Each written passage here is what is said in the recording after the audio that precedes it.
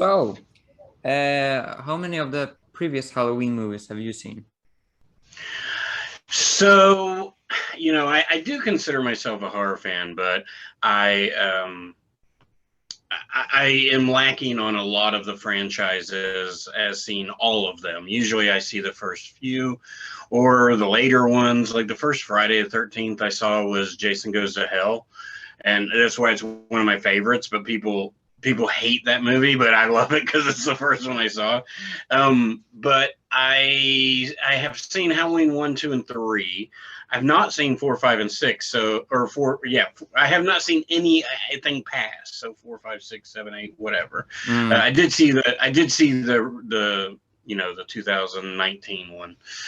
So I did see that one, but so watching the part 6 for the first time, because I love watching movies I haven't seen. We do that a lot on my podcast. So when you asked for somebody to watch Halloween part 6, I was excited because I've never seen it, and I thought I might be a little confused just because at least I've heard like 4, 5, and 6 are kind of like a trilogy, sort of. They all kind of link. But I kind of did the same thing with Friday the 13th with 4 and 6. So I don't know. I always kind of skip around, but yeah, yeah. And I actually love, this is like sacrilege for a lot of people, but I actually love the Rob Zombie Halloweens. I'm a big Rob Zombie fan, so the two Halloween movies that he made, I really really love. But I mean, a lot of that has to do.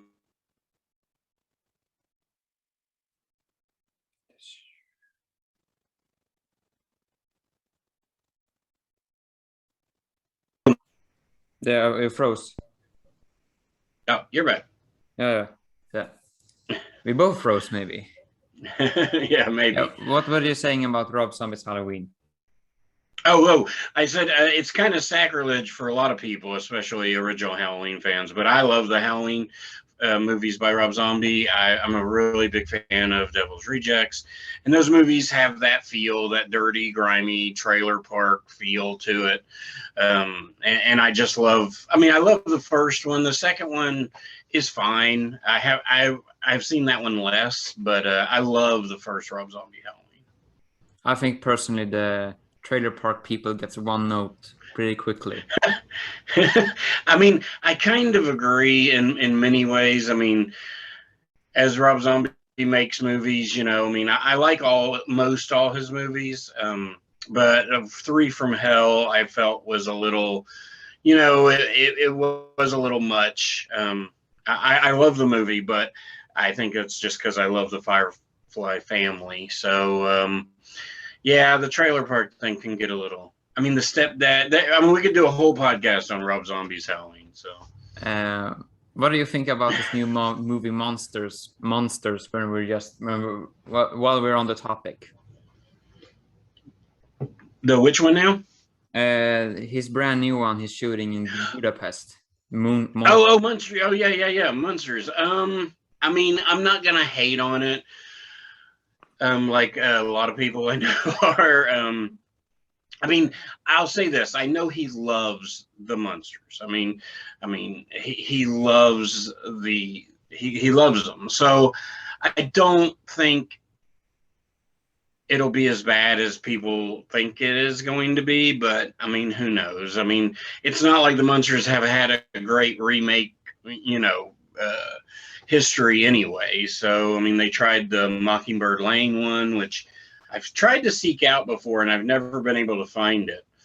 Um, it was a made for TV. It was going to be a show, I think, and they made it. They just aired it one time, I think, over here in the States. And but I don't know. I mean, I'll give Rob Zombie a chance. I know he loves the franchise, and I'll go see it. I'm sure it'll be interesting. I mean, it has to be PG yet, right? Or is he going to do PG-13 or R? I don't know. I mean, so Gonna do weird. Like him. NC-17. That's right. It goes straight for the jugular. I know he's been trying to do stuff that's not horror related. Like he was trying to do the hockey fans will hate me, but I don't watch hockey. But I know he was trying to do a movie based on I think Pittsburgh. the Pittsburgh hockey team Mm. from the 70s, which, you know, that fits his filming style. And I just saw Rob Zombie's Mighty Ducks movie in front of me when you said hockey. I mean, I wouldn't deny that. I wouldn't deny a Mighty Ducks remake, but I mean, the TV show is okay, but I would take a Rob Zombie should just go into remaking childhood properties, right? Definitely. He Mighty Ducks starring Danny Trejo, Bill Yeah, Bill Johnson, Moseley. Yeah. Bill Moseley, Tyler Yeah. Mane. You got the new guy, Richard Brake. Yeah. I mean, he'd probably sneak Sherry in there somewhere. No, he won't sneak her in there. She would play Emilio Estevez's character.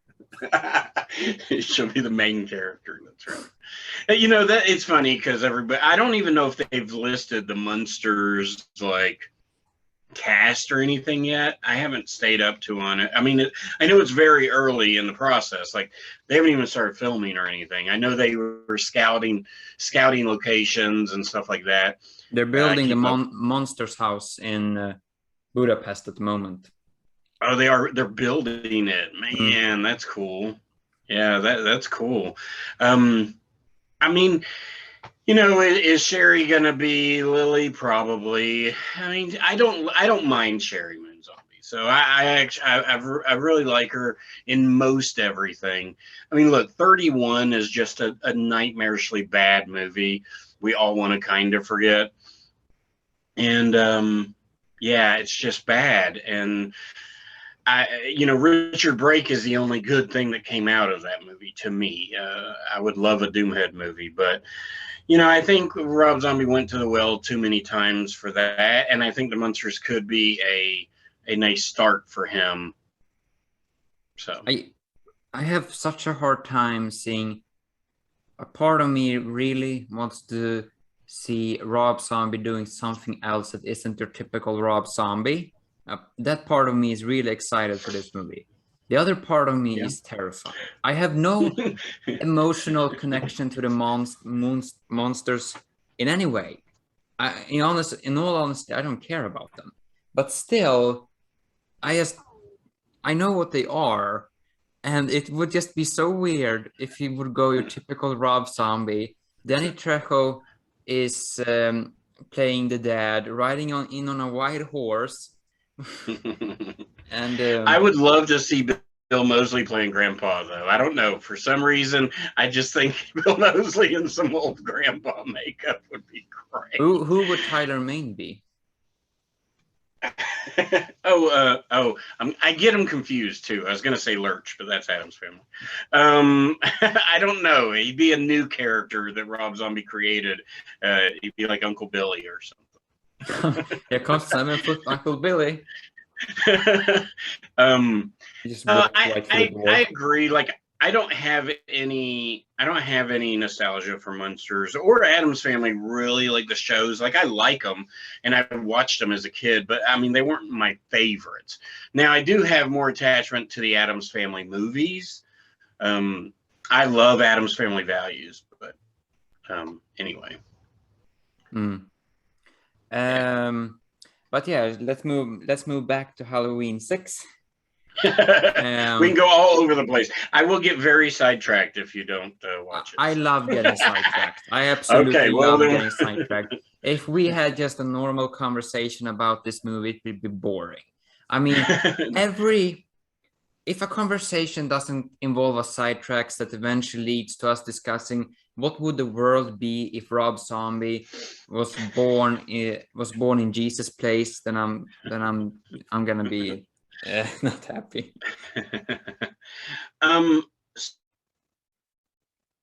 But yeah, they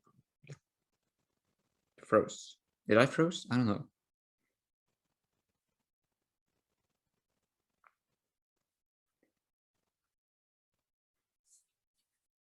Let's see now. Work. Why did it do that now? No, there we go. I learned that it doesn't freeze when it freezes just very shortly, like 30 seconds, 40 seconds tops. But there's always that awkward like 25 seconds when you're sitting like work. I don't know. Does it keep recording? Oh, it does keep recording. It always keeps recording. You can freeze how much it wants. That thing never stops recording. Oh, technology. Yeah. So the cult part, they go full on with the cult in this one. And how do you feel about making a cult? I think it makes sense. I feel that it makes sense in some part. It just I'm not a fan of how they handled it. No, they didn't do a good job. Michael Myers, if you're gonna do a cult with Michael Myers, he's gonna be the centerpiece. He is the guy that somehow controls the cult, that brings them on killing sessions and all this stuff. The leader isn't supposed to be a 75-year-old doctor. Yeah, I mean they should have, especially they should have like more of a connection to Michael. Like I don't feel like they really care about Michael Myers as they should. Like you need mantles, and like you need like it would and the cult randomly showing up at the end is just the weirdest thing, and they're just in like black robes and these weird, like, I don't know, these I don't know what, like little hat, like little hoods or whatever, but they should have been wearing like Michael Myers masks, right? Like, I mean, I think it would have been cool, like if you really delve into it, you know. I mean, was the cult aspect in the fifth one? It was kind just of at the end. The cult wasn't in it, but it was building towards it. The man dressed in black was in it. The tattoos were in it, but not an official cult. Okay. It's kind of weird because in the fifth one, it's kind of building towards something very weird. They bomb the police station and break out Michael Myers from prison and kidnap Jamie Lloyd, which is the girl giving birth to her uncle baby. So weird. It's not only when you have seen the fourth and fifth one, because in the fourth and fifth one, she's a little kid. She's 8 and 9. So in this one, going from this little innocent kid that is always scared to her being, I suppose, like 17 and giving birth to her uncle baby is fucked up on so many levels that in reality it beats Rob Zombie's Halloween movies, but it doesn't, because it's not explicit. It just implies how fucked up this actually is. Well, I didn't even I was talking to my buddy from the Spooky Dudes, who is in the same chat that we're in. He was like, yeah, being the uncle to the baby is weird. And I was like, oh, I guess I didn't really catch that. So I don't know. But I watched this movie early this morning. So yeah, the whole thing is just a little weird. And so Jamie Lloyd that's supposed to be Daniel Harris, right? Yes. Or it was in the original. So it was Daniel Harris. She didn't return from this one. I don't remember the exact details, but it was something about payment and contract that she didn't approve of. Well, she still would have been young, right? It would have been weird. It would have been very weird. She would have been 17 because she's born 77. Oh, okay. And but I mean, it's not you almost have to go online to figure out that that's supposed to be Michael's baby, because you can't figure it out. And this production was, from the little I've heard, it was extremely messy, and that translates through. Yeah, the whole movie is sort of a convoluted mess. I mean, I actually liked it, and I need my goal is to watch a couple this Halloween, this October, especially 4 and 5 now that I've seen 6. I don't know that the Buster Rhymes Halloween will ever be high on my list of ones to see, but, you know, it'll get there, I'm sure.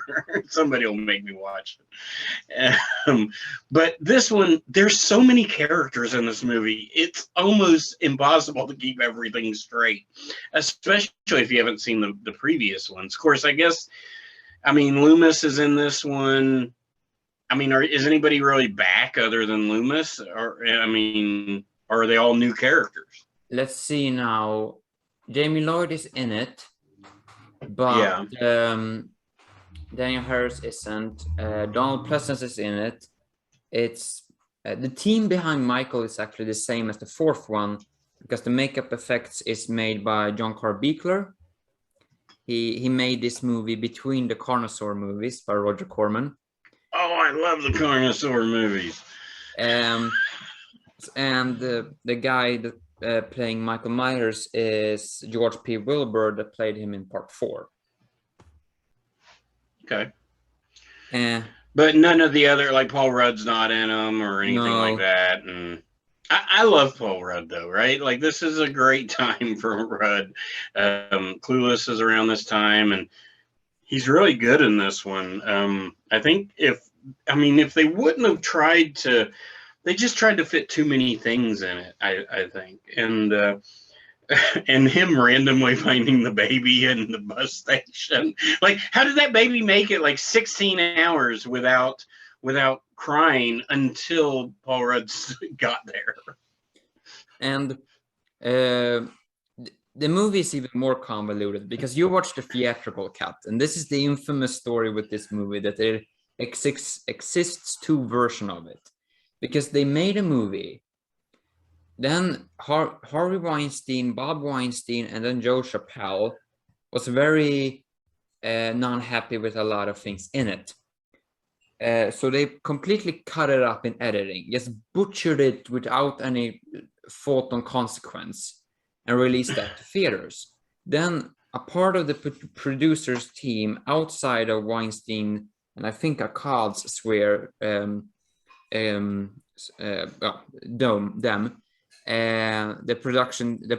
producers that were more on set production team wise, they took the movie and the original cut, you can almost say, and redo that so it more resembled the original one. And so here in the beginning, it's even different, because the original narration is by Donald Pleasence. Oh, okay. But Joe Chappelle, he thought that Donald Pleasence was such a boring actor that he cut out Donald Pleasence as much as possible in this movie, because when he you can tell when he watched the first cut of the movie when it was finished, he thought it was so boring watching Donald Pleasence act. That's awful. So he made the decision to make Paul Rudd narrate it. Who is not boring, I'll give him that. So did Pleasence die, I guess, between the end of the movie, the end of the filming of the movie? Because it says in memory of Donald Pleasence, so I'm guessing between that time he died. He died during filming, I think as complications because of surgery.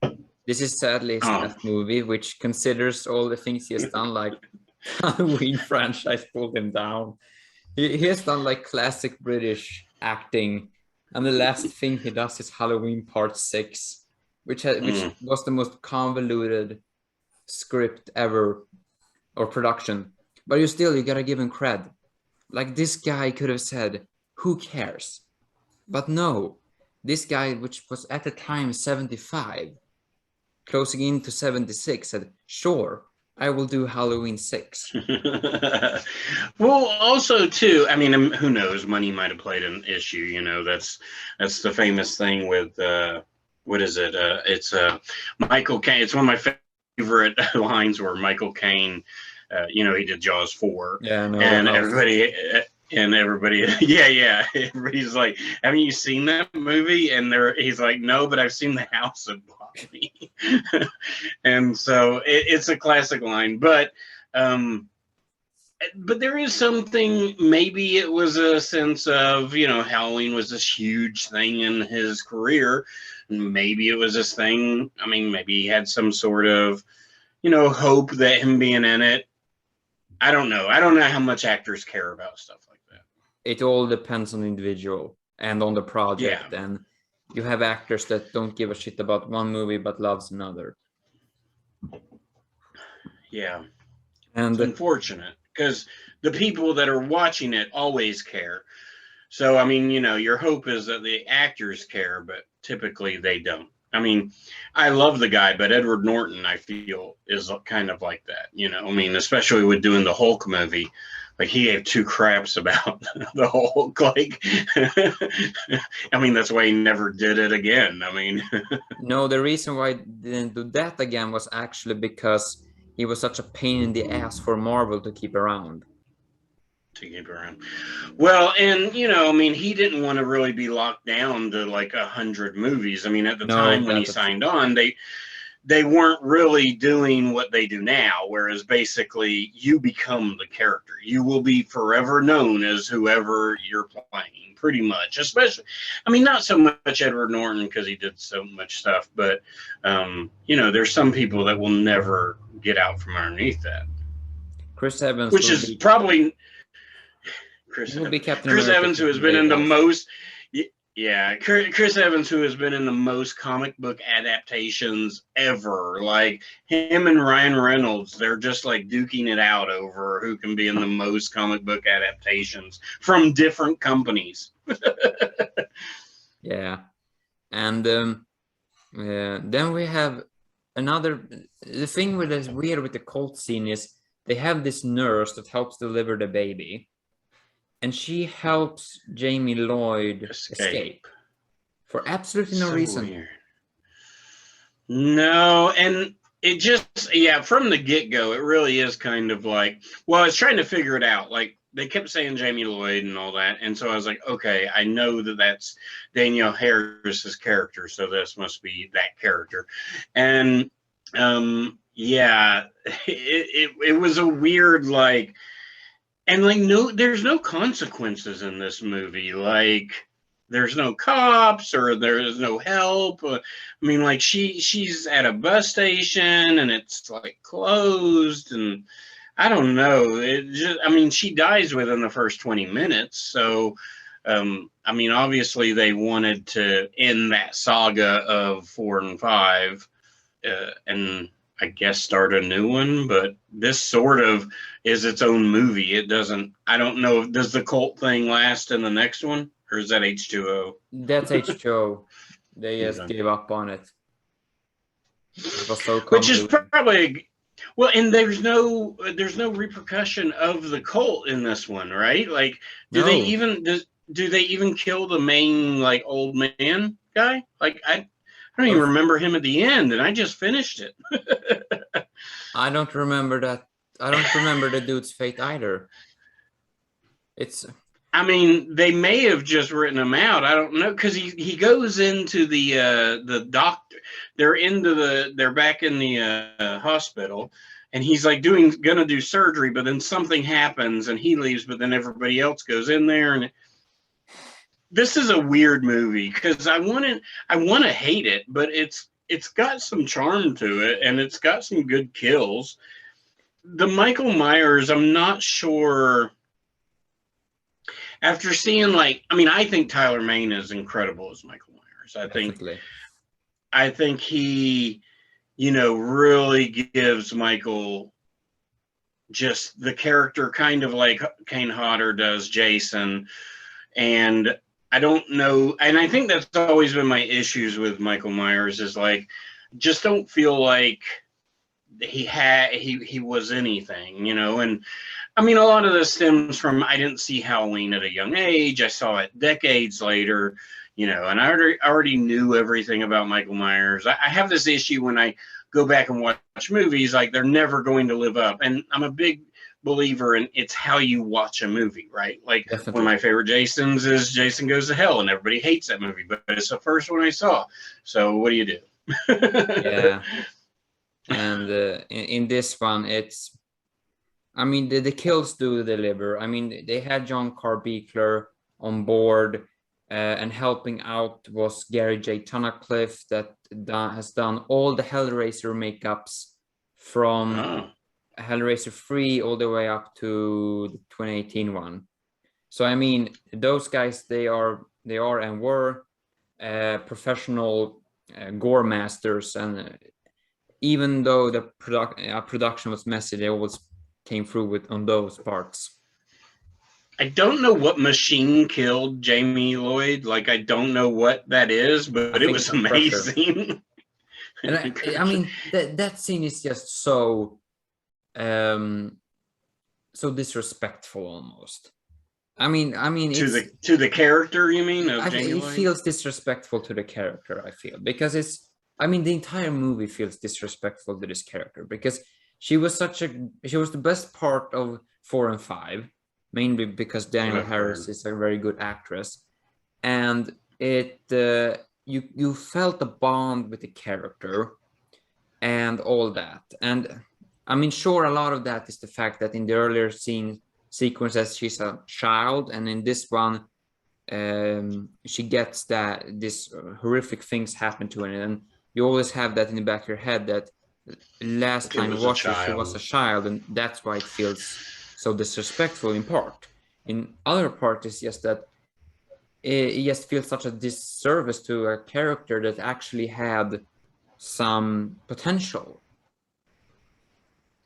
I feel. Yeah, I can see that. I mean, and they didn't. I mean, like I said, within 20 minutes, she's dead. So if you're going into this movie, I don't know what the trailer looked like, but if you're going into this movie thinking she's going to be a main character or whatever, I mean, internet wasn't really around back in '95. I think is when this movie came out. Yeah. So like, you know, you couldn't dig a whole lot. So if you're just like, oh, you know, they've replaced the actress, which is fine. They do that every once in a while. But Jamie Lloyd's in here. She's going to be a badass. She's going to be a little older and fighting Michael Myers. And then she dies in the first 20 minutes. So, I mean, you know, it's all in how, yeah. I mean, if you think that, I mean, they could have made her like a Sigourney Weaver type, where she, well, they could have made her what Jamie Lee Curtis is now, right? Yeah. Like, and you know, it'd be cool. I love Danielle Harris. Like, I like a lot of the things she's in. I've heard, I mean, this is just what I've heard. I've heard she's a little difficult to work with, but and maybe that's why maybe that's why she's not in more things, because she's not in a whole lot of things. No. She did the movies. She took over I think from 2 and 3, I think she took over. Yeah. And she was in Once Upon a Time in Hollywood. Oh, was she? I mean, I love that movie. Who was she in Once Upon a Time? I think she was one of the hippies. I have never seen the movie either. I just heard from someone that she's in it. So I think she's one of the hippies, but that's literally going from being a main character in a movie to be. Yeah, because I know what scene she would be in if she was, which it's a great movie. I love that movie. I've seen it twice, but I just didn't recognize her in any of them. But I don't pay attention well. Anyway. Then after, unless you have something more to talk about on the cult scene.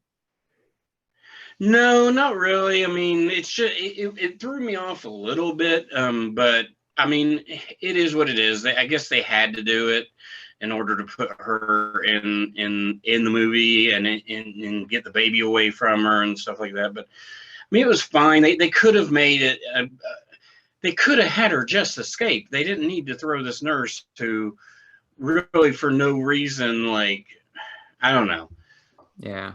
And it's a great idea and concept, but the execution was very sloppy. Yeah, and I agree with that. And then we move on to the kid with the daughter. Or not kid. No, but stupid. The mother with the son. And in the theatrical cut that you watched, you have that very weird montage that a YouTuber called Cinema Snob referenced to as spilling coffee on the editing machine. And you have you get introduced to this mother and son.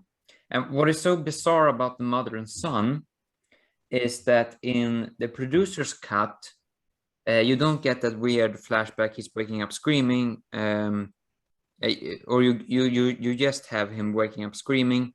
Then you have the black man, or the man dressed in black with a knife, and the mother coming in. The difference is in the producer's cut, she is making this little song for her son to make him feel secure when he goes to sleep. And that is not in the theatrical cut. And like says that it's fine, it's no problem. That scene is way longer in the producer's cut. The reason why that is because Harvey Weinstein said that the woman playing the mother isn't sexy enough, so we have to cut that scene. Isn't sexy enough, Jesus. And then if you know Harvey Weinstein, what a human being. It just feels dirty, right? Yeah, I had no idea who this family was for the longest time. I had no idea that the woman was the mother. I mean, like, it's just so weird because like the dad is such an asshole. And like you can't like the conversation with him and the mother on the phone is just rude. Like it's just terrible. Like like what? I mean, it's when it comes to pure character development, he might be the best dad characters, even though he's absolutely worst. But I mean, I don't know, they can never nail dad characters in Halloween movies. You have the famous peanut butter dad in 2018. You have the really forgettable dad in Halloween 4, and then you have this dad. So I don't know, the dads. But I love the stepdad in Rob Zombie's Halloween. Although William Forsythe is amazing. William Forsythe is like one of my favorite actors, especially in the Rob Zombie movies. Like I love his characters. I completely forgot the Rob Zombie dads. I mean, the actual father of Michael Myers, the trailer park father in Rob Zombies, he's a work of art. I mean, that guy should have won an Oscar for that performance. I mean, it is such a Rob Zombie character, right? Like, I mean, you know, with Otis and the stepdad, those are two of my favorite characters. Like, and both I feel are very well. Rob Zombie has said in interviews that Otis in Devil's Rejects is basically Rob Zombie. Like, I mean, by look, by everything. Like, I mean, that is probably how he would act if he was a mass murderer psycho. And I mean, if you know Bill Moseley, that movie is just so great because Bill Moseley's like the nicest guy, but he plays such an asshole in those movies. But what I do love about Halloween 6 is the atmosphere. I mean, they nail two things that all horror lovers love in a horror movie: the atmosphere and the kills. Do you feel that they nailed the atmosphere? Yeah, I think so. I mean, like I said, I mean, along with the character confusions, you also had a lot of sets. Like there were a lot of locations. But I mean, I think for what the movie is trying to do, I think it does a great job. I mean, it feels like a 90s horror movie. I mean, like I said, I don't think it's terrible. I think it's a fun watch. But if you're looking for a movie to completely understand, this is not that movie. But I think atmospheric, I mean, they've got the jump scares a few times. I think the mom, the like older mom married to the asshole dad, she's great in the scene of her doing the laundry and then, you know, calling the dad. Like, I love that scene. I think that's very atmospheric. And then you have Michael Myers, you know, he'd be in the background, then he wouldn't be, then he would. And I just think, though, for the Washington, so, you know, he kills the mom, which I don't know. Part of me is like, I mean, I guess he's just killing people because they're in his house and that's what he wants to do. And they're all sort of related to each other. I don't really know. I guess they're just Very weird. related to. Who knows who they're related to? But it's his house. He wants everybody out, so he kills the mom. In a, it's not a very great way, but it's in daylight, which is cool because I always think it's cool when horror takes place during the day. And so you get the great, like, where he just slashes and then you just get the spray of blood where, that's not gore, but we get so much. It's not like Jason Part 7 where there's just no gore. This one is more like there's gore in this scene, but this scene is actually just more cool, like with the spray of blood against the white sheet. So I appreciate that. I feel Michael Myers always looks weird in the daylight. It's the hair, right? I mean, it's like, I think it has is. the weirdest hair. It's something about it that just feels very odd. I mean, that scene, it's something with that when they cut to him when he kills the mother. It feels very odd how it looks for some reason. I can't really nail it, but it just feels odd. Well, I think a lot of it has to do with you don't see main character horror villains in the daylight 90% of the time. So when you do, although, I mean, the bush scene, right? That's like in the evening time, I guess, or later in the afternoon.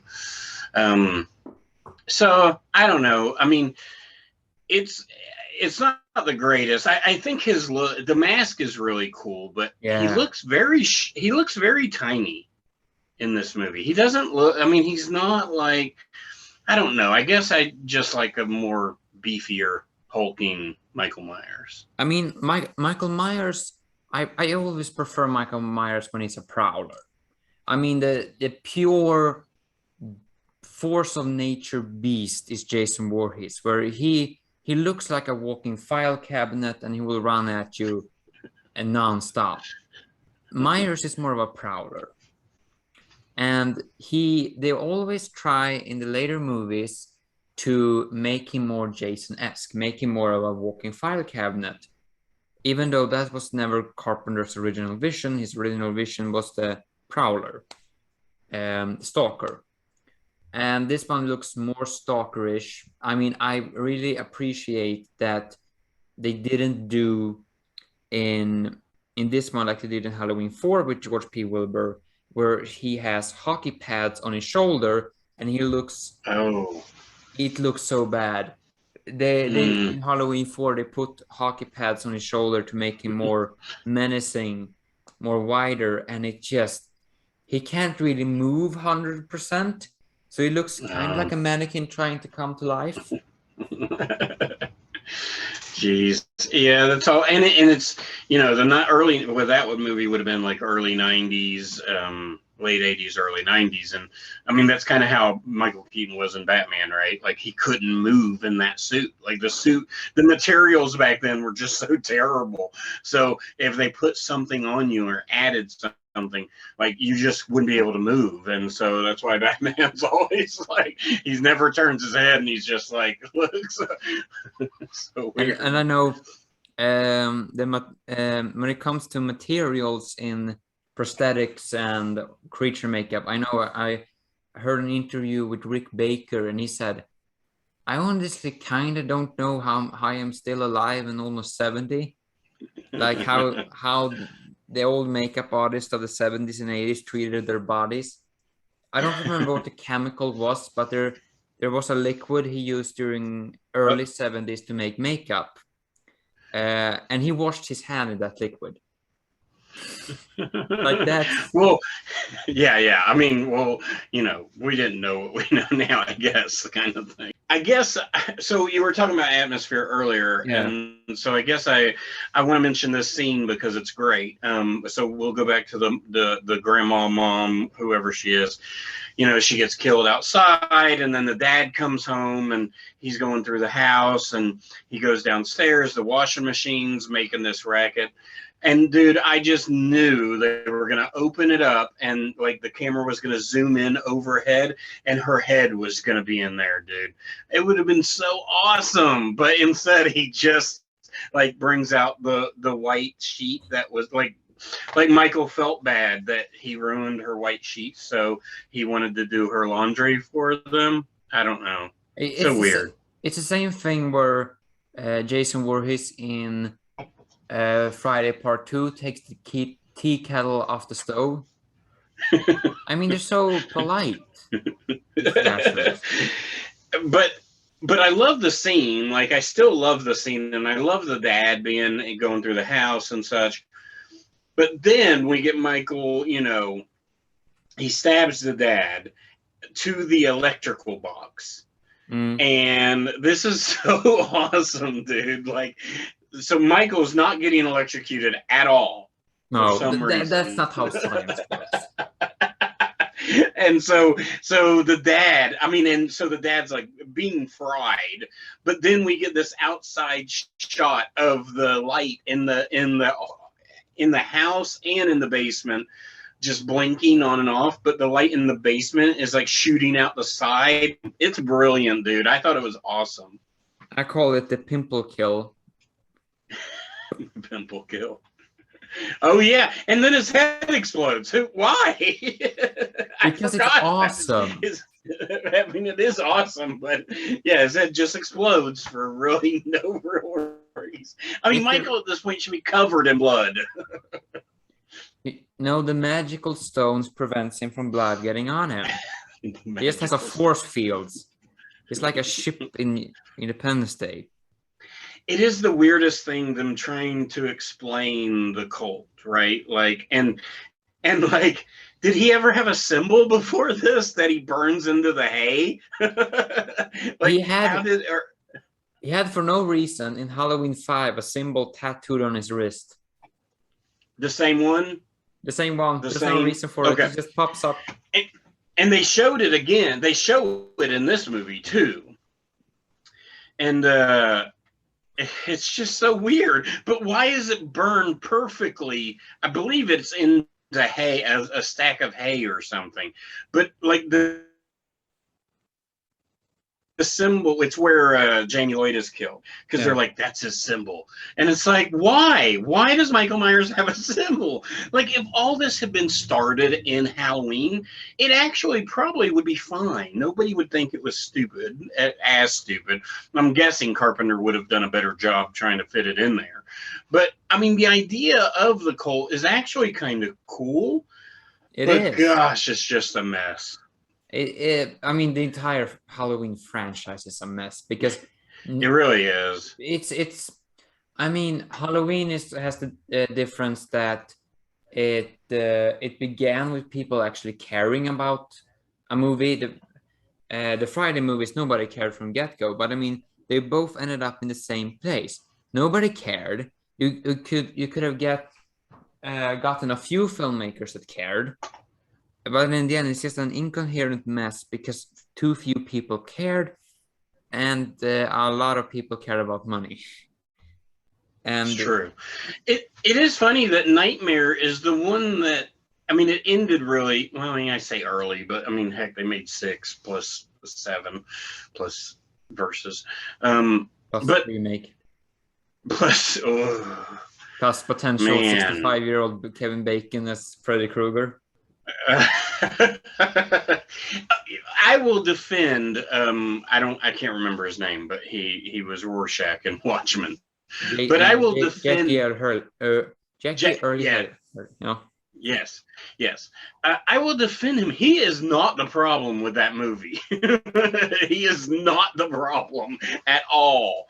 Them going full-blown child molester is one of the biggest parts of the movie that is just, and the cast is not good, and that movie, I've seen it one time, and I've wanted to go back and really watch it just to see if it's as bad as we all remember it, but I'm just gonna take our word on it that it is, because I remember being so mad at that movie.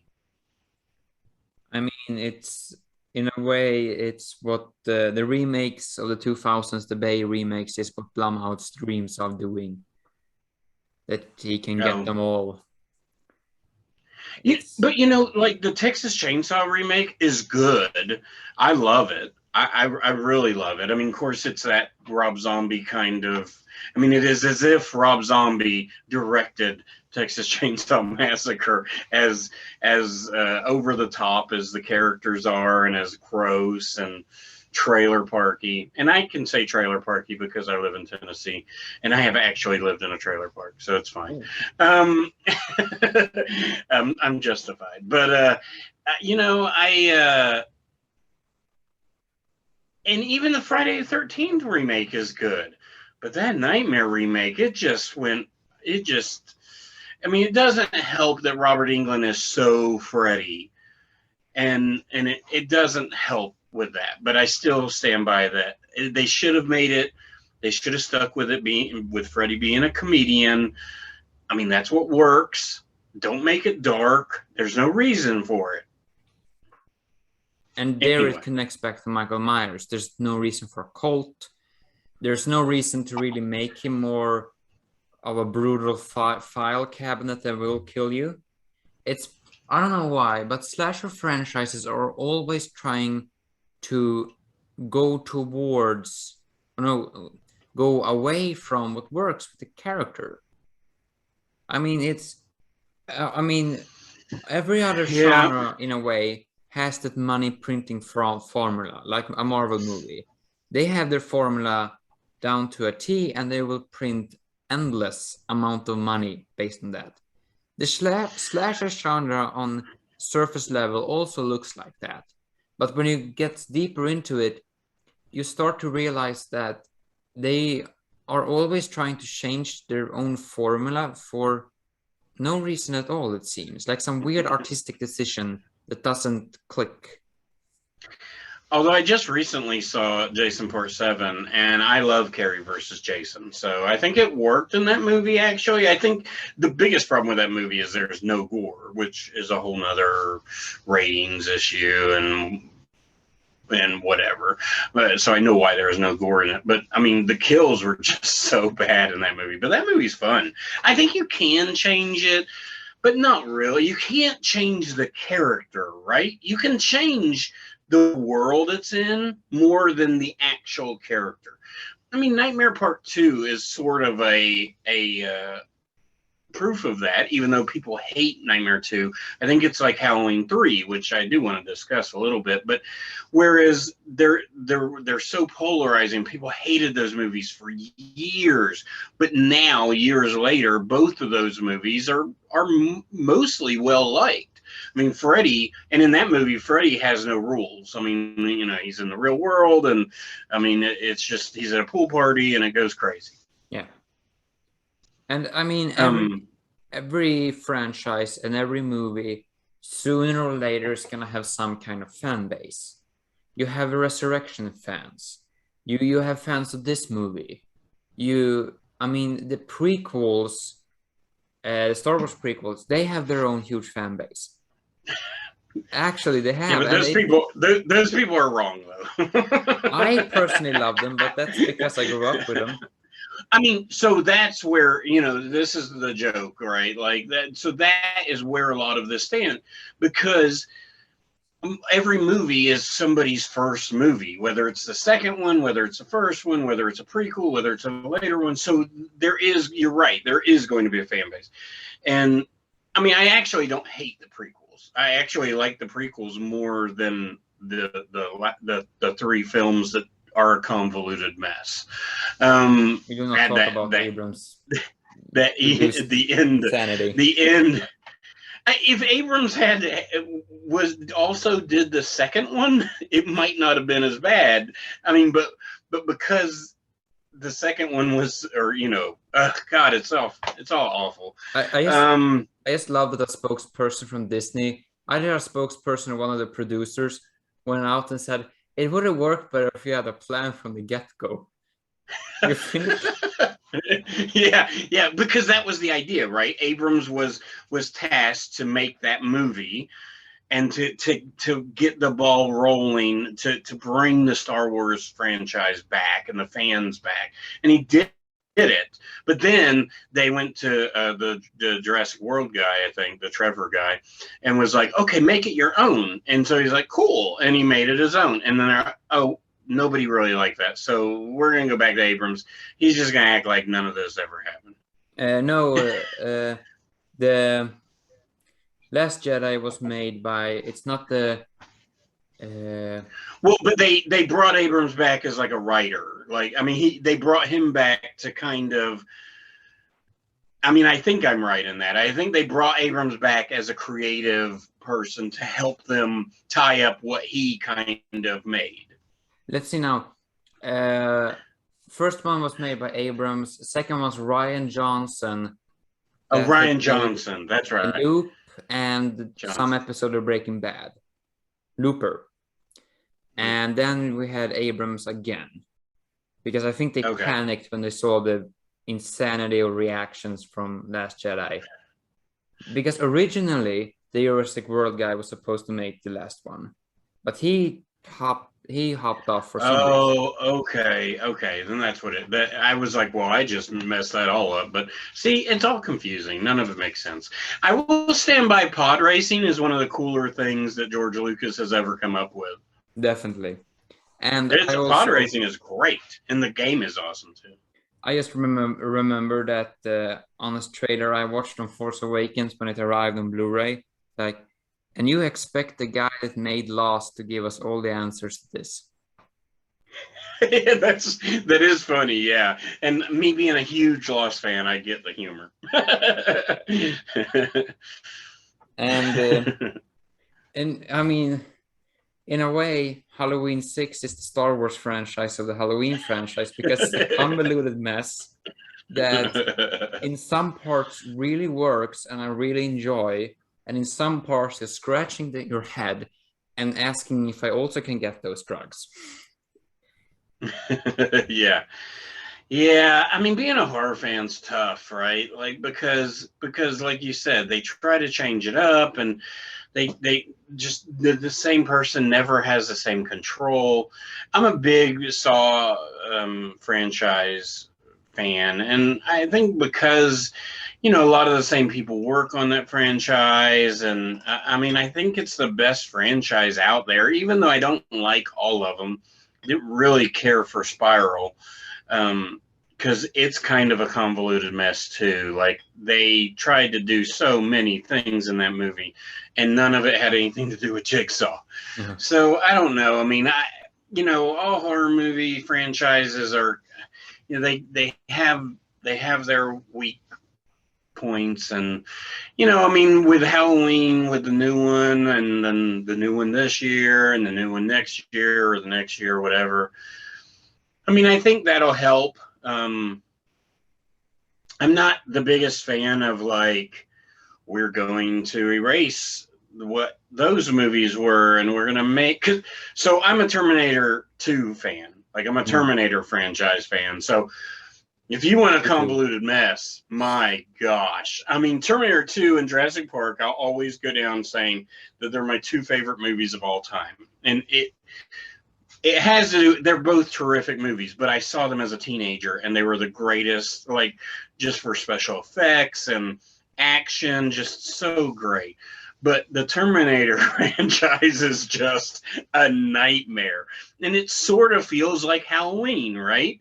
Definitely. Like, it like the Halloween franchise, because even Terminator 2 was like, oh, we're gonna do what they did and we're gonna make Dark Fate. And I literally have you seen Dark Fate, the new Terminator with Linda Hamilton? Yeah, I have seen Dark Fate. So I was like, it was available on Amazon Prime, and I was like, okay, I'm gonna watch it. I'm just gonna watch it. And so I turned it on. And the opening scene is Linda Hamilton and John, and they're on vacation somewhere, and the Terminator comes up and shoots John, kills him, and I shut it off. And that was within the first like 3 minutes of that terrible movie. And I don't even know that the whole movie's terrible, but I'm just going on the fact that that scene happened, and I hate it so much. And like the third Terminator, and I'm not downgrading any diseases are terrible, but it's like, how did the most badass Linda Hamilton in an action movie franchise die?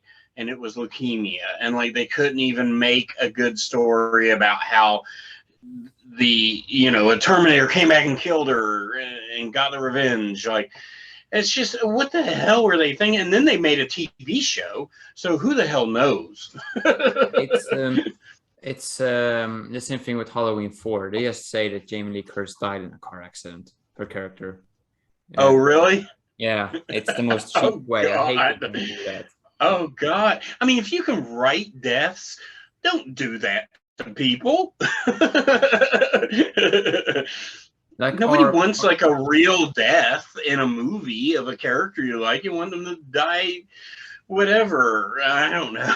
I mean, if you're gonna do something like Halloween 4 or Terminator Dark Fate, go full on embarrassing bullshit. I mean, she's on her bike, going to work.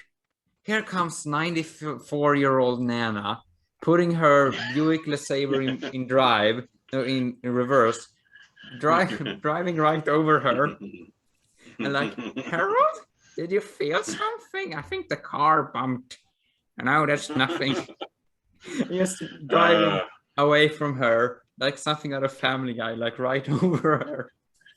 And then the bike gets hooked onto the car, and so as they're driving away, it's just dragging the bike and the person just down the road. And it's like 5 minutes steady cam shot of this HOS being dragged by an old Graham and an old Buick out to shop for Weathers Originals. Oh, that's good. Yeah. Weathers Originals. That was got her. Yeah. King Kong scene, but it instead of Beauty that killed the beast, it's gonna be the Weather Originals shopping lady. A delicious candy, by the way.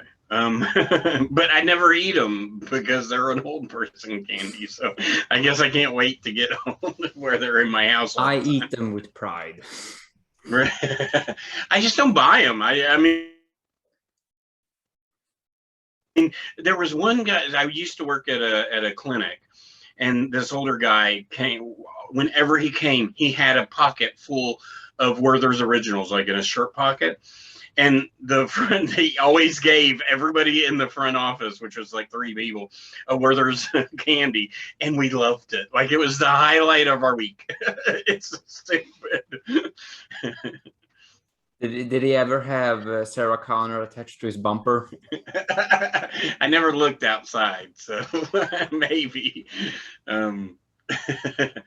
Oh, and then so I would like to break down the rest of this movie, but man, it gets so they live across the street, and now Paul Rudd lives across the street from the Myers house or something, and he's got the baby, but then it goes missing. Why would you live near that house with that childhood trauma? Why make that decision? Because he's living on his own right, isn't he? Hmm?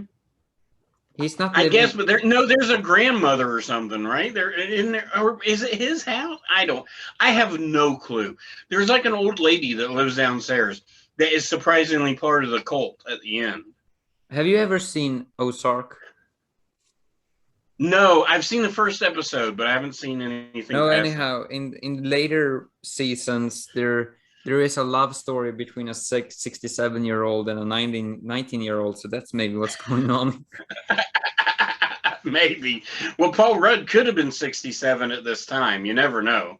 I mean, nobody really knows how old Paul Rudd is. Paul Rudd could be found in a mural in Italy from 1,000 years ago, and it wouldn't make sense. I mean, it is amazing watching this movie. He looks exactly the same. Yeah. I mean, I know it's a worn out joke, but my gosh, I mean, like, there's no difference between Paul Rudd now and Paul Rudd from 30 years ago. Yeah, and it's bizarre. It's gonna be like that scene in 12 Monkeys Army, I think the movie's called. We're just like paintings from Middle Ages and pictures from World War One, but it's Paul Rudd. Yeah, for sure. And I don't understand it because let's see now, 8 years old. It takes place in 95, and he was 8 years old in 78. So that puts him at 25 in this movie. Why is a 25-year-old living with an old lady? Why? What's that connection? Movie's like Grandma's Boy. It's like the movie Grandma's Boy. I mean, she lured him in with those Weathers originals. Once that happens, Once you get stuck on the bumper, you never get out. Yeah, the rest of this movie, the first half and the middle really had me, but then by the time they go back to the hospital, it's just weird. And like one of my favorite scenes is Paul Rudd is trying to get the girl out of the locked room. And so he's taking the fire extinguisher and he's trying to hit the door, and then Michael Myers is getting closer and closer and closer, but he's still trying to hit it. Why don't you just leave her in the locked room and then you go get safety? Like, why are you? But then he breaks him out and now he's put her in peril. I mean, I haven't really read into the Halloween sets, but sometimes I imagine like like the Friday the 13th set where everybody was high on cocaine 24/7. I mean, it was 70s, 80s, and 90s. I feel like, it's still around, but I feel like it was pretty loosey-goosey back then. Maybe the 90s, I don't know. Yeah, 90s seemed like cocaine heavy. And for our listeners, it's I can't go a single episode without mentioning a set story from Friday the 13th. I mean, it has become that way that on every episode now I mention the Friday the 13th episode or set story because I frequently watch Dead Meat, and he has his new series on Friday the 13th, and those insane set stories, they will stick with you. Pure insanity. Yeah, I'd say there's a lot of drugs especially in the 80s. But I'd say everywhere. I think almost every horror movie in the 80s was either written or partially written by cocaine. Well, I've heard Jaws. I watched this documentary on Jaws, and it was sort of the same from what they said. Jaws and what was the other one? It was a comedy. Not surprisingly, starring Bill Murray. So there you go. I think it might have been Caddyshack, where everybody was just so loaded. I mean, the super cartels of Colombia are responsible for the horror community. That's true. Maybe that's why there's not any good comedies anymore. Maybe there's the lack of cocaine. It could be. I mean, it's just the 80s, the horror. I mean, Halloween 6 here is kind of the last breath of that type of horror, because then you have Scream in 96, and that starts off a new era of these. It does, yeah. And so I would say personally that this feels like the last one of these from early 70s to 95, that era of just pure madness of horror.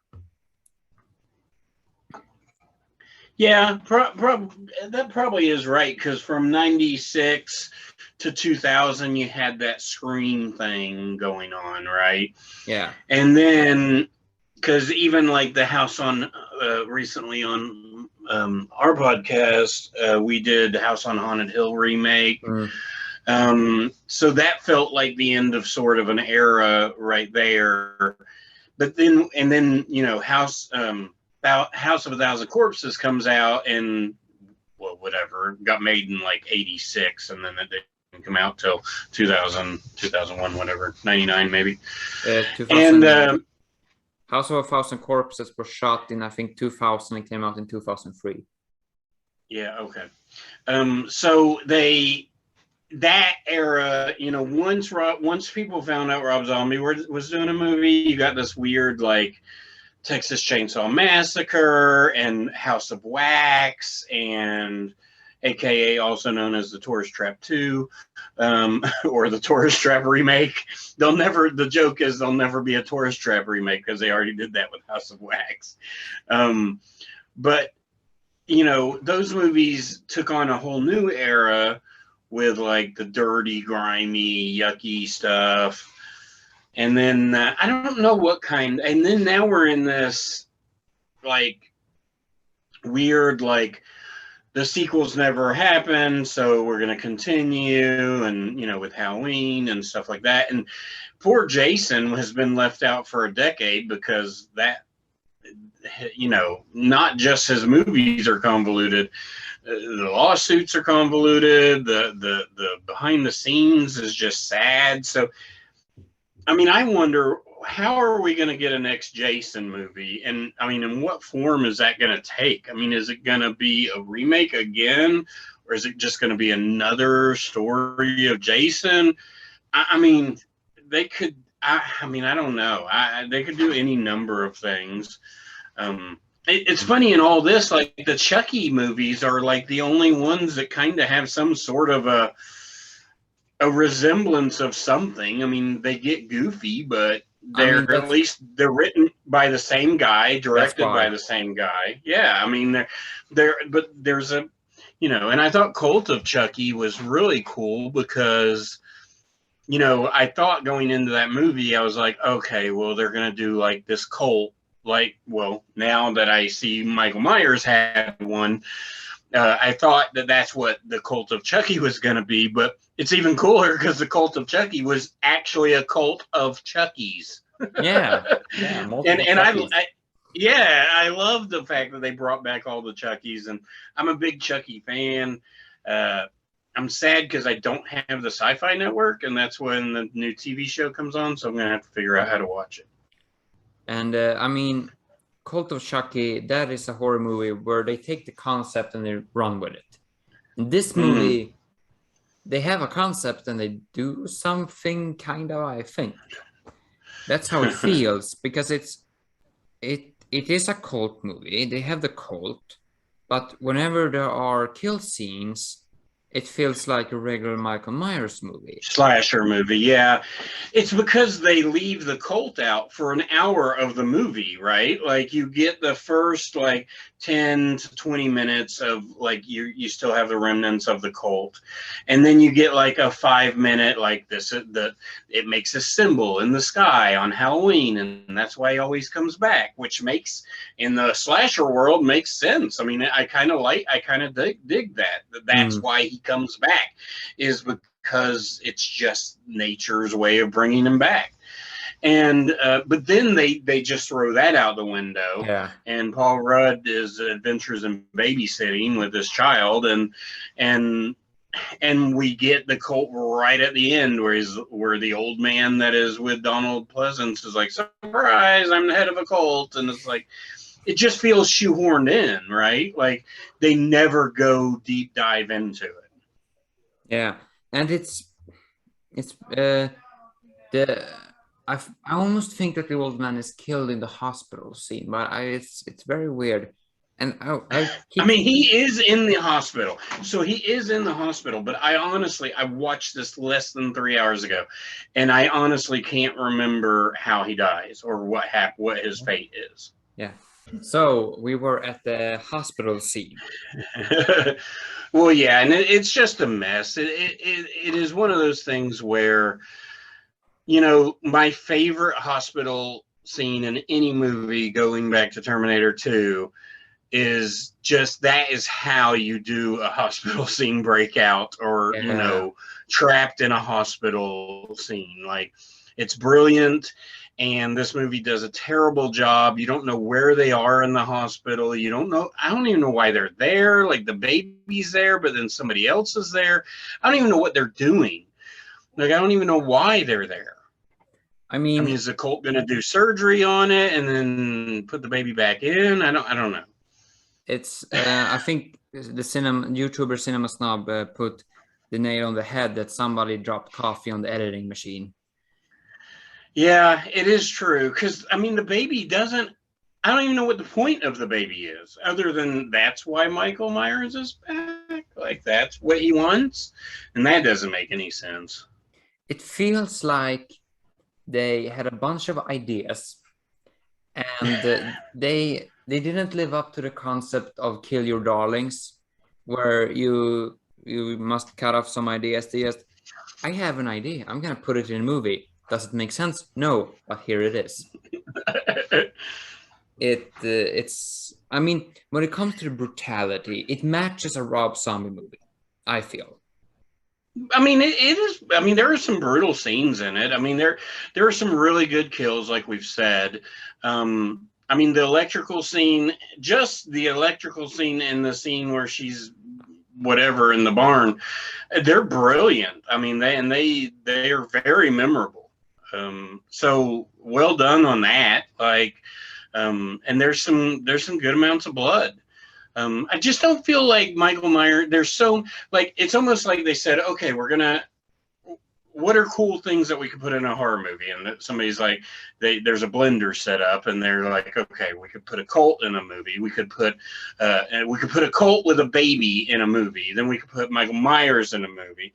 Then we could put Adventures in Babysitting in a movie, and they're putting all these things in the blender, and then they just hit start, and it just swirls it all together, and they pour it in a glass, and they're like, look, it's awesome. We'll call it Halloween Part 6. And we have a little umbrella called Paul Rudd, and this is our mess of a movie. Yeah. It's unfortunate, but this is one that I would probably watch again, like, willingly. Like, I mean, there are a few of these movies, like, I really just, for whatever reason, there's a certain charm, and, having a horror movie on in the background while you're playing on a phone isn't really a bad thing. So it's cool to see, it's cool to have those movies there. I need to go back, and it makes me want to watch 4 and 5 more. And so what is it? 4, 5, and 6, and then you got H2O, and then Resurrection. Yes. And then that's it. And then the 2018 one. No, then you have the Rob Zombie too. Well, outside of the Rob Zombie. I mean, technically, nothing of this is connected as it should be, because this is the last one of that trilogy. And I mean, you will suffer a stroke trying to read through this. You have 1 to 6. You have 1, 2, H2O, Resurrection. You have Rob Zombie, which is its own universe. Then you have 1, H40, and the Kills and Ends. And there we go. Yeah. And I'm trying to just make sense of all that. It doesn't. I mean, no, it doesn't. The movies within their own trilogies doesn't make sense. It's true. Although Halloween 3 I love, so we could do a whole nother podcast on that if you want to sometime, because I think it's a great movie, even though the song is like grating and makes you want to just kill people after you see it, like but I think Halloween 3 is fun. I think it's a cool concept that Michael Myers wasn't supposed to be in all of them, but that it was just a story. I mean, could you imagine if 2 didn't have anything to do with Myers and it was just accepted where we would be at now? It's kind of crazy. Like, I mean, it might be bad, might be good, might not have made it past 2. I mean, barely makes it past 3. I mean, 3 was hated. I mean, if they have ran with the anthology concept, I don't think Halloween franchise would have left the 80s. I think it would have gone through the 80s, maybe like something in 92, but then it would have been done. Because maybe went straight to video. Maybe after we would never have a Blumhouse movie on this level if it would have been the anthology. And I mean, sure, Michael Myers killing people in different ways gets tiring, but at the end of the day, that's the only reason why we have this franchise on this level. Mm-hmm. Yeah, I mean it's fair. Like I said, I'm not sure what my favorite. Like I always think Michael Myers is my least favorite of the slashers. I mean, I would put Chucky, Chainsaw, whether they're all slashers, I don't know. I feel like they are, Chucky, Leatherface, all those. Although I recently watched Texas Chainsaw Massacre in the theater, the original, which I had seen before, but it had been more than a decade at least. And I do not like that movie. I understand what the movie did for horror, and I understand it, but gosh, watching it now is just brutal. But and so I went to a double feature. I actually went to a triple feature, but I couldn't stay because I'm old and untired. And they didn't start the movies till like 8. But I watched the original Texas Chainsaw Massacre and Texas Chainsaw Massacre 2 for the first time. And I mean, I always knew that Bill Moseley was a character named Chop Top, but that's about the extent of it. I did not know how bonkers ass crazy that movie is. You mean part 2? But yeah, part 2. That movie is completely off the rails, and it's the best. I mean, part 2 is it's a masterpiece. It's really great. I love it. I fell in love with it, man. I love to randomly quote Drayton. Be careful with those hard pepper shells. Well, I love so I never knew, I was a big Primus fan back in the day, and I never knew that Bill Moseley was a part of my Jerry Was a Race Car Primus addiction.